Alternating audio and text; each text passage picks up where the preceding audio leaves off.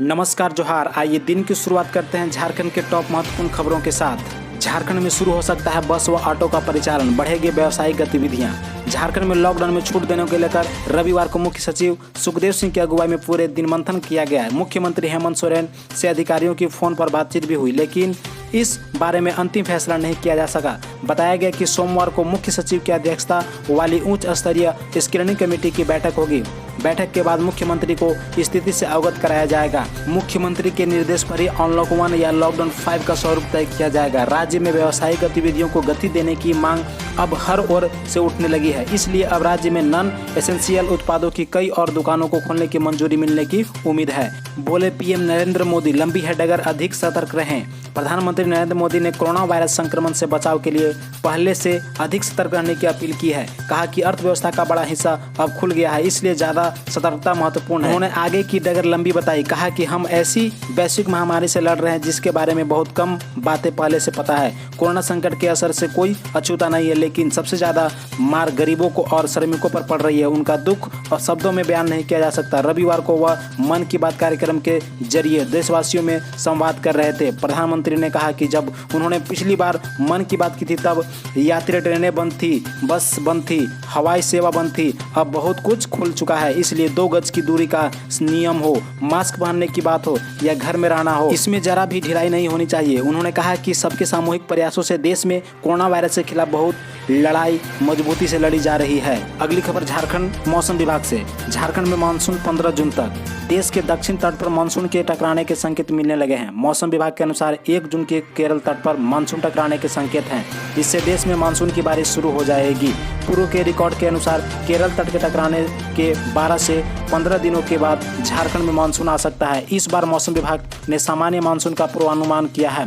वैसे झारखंड में पिछले कुछ दिनों से कई जिलों में बारिश हो रही है, इसमें गर्मी का एहसास नहीं हो रहा है। शनिवार को रात में राजधानी के कई इलाकों में तेज हवा के साथ बारिश हुई। मौसम विभाग ने 5 जून तक राज्य के कई इलाकों में रुक रुक कर बारिश का अनुमान लगाया है। इस कारण राजधानी सहित कई जिलों में अधिकतम तापमान पिछले 3-4 दिनों से 40 डिग्री सेल्सियस से नीचे चल रहा है।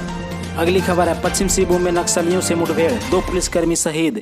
पश्चिम सिंहभूम जिले के कराईकेला थाना क्षेत्र में जोनुआ गांव में पुलिस और नक्सलियों के बीच मुठभेड़ में 2 पुलिसकर्मी शहीद हो गए। शहीद होने वाले में चक्रधरपुर एएसपी नाथू सिंह मीना के बॉडीगार्ड लखिंद्र मुंडा और कोटार गांव के एसपीओ सुंदर स्वरूप महतो शामिल हैं। घटना रविवार दोपहर 1:30 बजे की है। मुठभेड़ के वक्त जिला पुलिस और सीआरपीएफ की संयुक्त टीम सर्च ऑपरेशन के दौरान ग्रामीण से पूछताछ कर रही थी। इस दौरान नक्सलियों ने पुलिस और सीआरपीएफ के जवानों पर फायरिंग कर दी। जवाब में सुरक्षा बलों ने भी फायरिंग की, लेकिन मौका पाकर नक्सली वहां से भाग निकले। कोल्हान रेंज के पुलिस उप महानिरीक्षक राजीव रंजन सिंह ने घटना की पुष्टि की। फिलहाल इलाके में सर्च ऑपरेशन चल रहा है। एडिशनल एसपी ऑपरेशन प्रणव आनंद झा और एएसपी चक्रधरपुर नाथू सिंह मीना नेतृत्व कर रहे थे।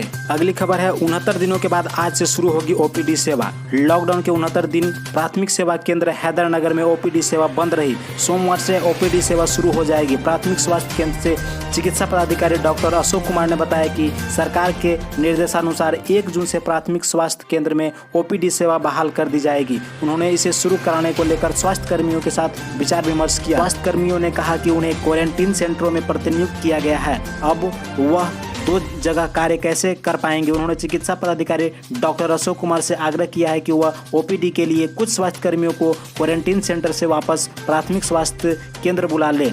खबर है झारखंड कोरोना अपडेट्स को लेकर। कोरोना के 16 नए केस। राज्य में रविवार को कोरोना के 16 नए मामले आए। इसके साथ ही राज्य में कुल संक्रमितों की संख्या 610 पहुंच गई है। स्वास्थ्य विभाग ने इसकी पुष्टि की है। रविवार को रिम्स, एमजीएम और निजी जांच लैब में सैंपल की जांच की गई। निजी जांच एजेंसी पैथकाइंड द्वारा की गई जांच में नामकुम स्थित केतारे बगान का एक व्यक्ति कोरोना संक्रमित मिला है। संक्रमित युवक बड़े शैक्षणिक संस्थान में ऑफिस असिस्टेंट के पद पर कार्यरत है। जानकारी मिलते ही प्रशासन द्वारा उसे रिम्स के कोविड-19 अस्पताल में भर्ती करा दिया गया है। योजना के लिए 8,900 लोगों ने जताई है जमीन देने की इच्छा।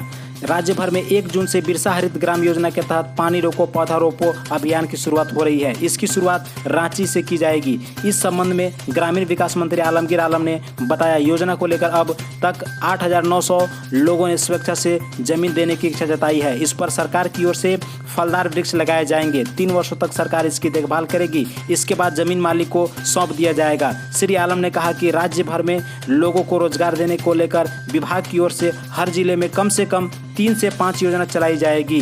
लॉकडाउन में बदला आंदोलन का स्वरूप, घरों में की भूख हड़ताल।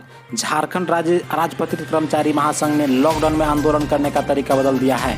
महासंघ के आह्वान पर पूरे राज्य में कर्मियों ने अपने अपने घरों पर रहकर 1 दिन की भूख हड़ताल की मांगों के समर्थन में नारों को बुलंद किया। कर्मी 21 सूत्री मांगों को सरकार से लागू करने की मांग कर रहे हैं। कर्मचारी महासंघ के आह्वान पर पंचायत सचिवालय स्वयंसेवक संघ भी रविवार को भूख हड़ताल पर रह रहे हैं। संघ के अध्यक्ष चंद्रदीप कुमार 3 सूत्री मांगों को लेकर अपने आवास के समीप आंदोलन में शामिल हुए। कोरोना वायरस को लेकर मद्देनजर रखते हुए कर्मचारी महासंघ ने एक स्थान पर जमा होने के बजाय अलग अलग स्थानों में विरोध प्रदर्शन करने का निर्णय लिया था। इसी तरह के झारखंड के अपडेट्स को देखने के लिए हमारे चैनल को सब्सक्राइब करें, लाइक करें, वीडियो को शेयर करें। धन्यवाद।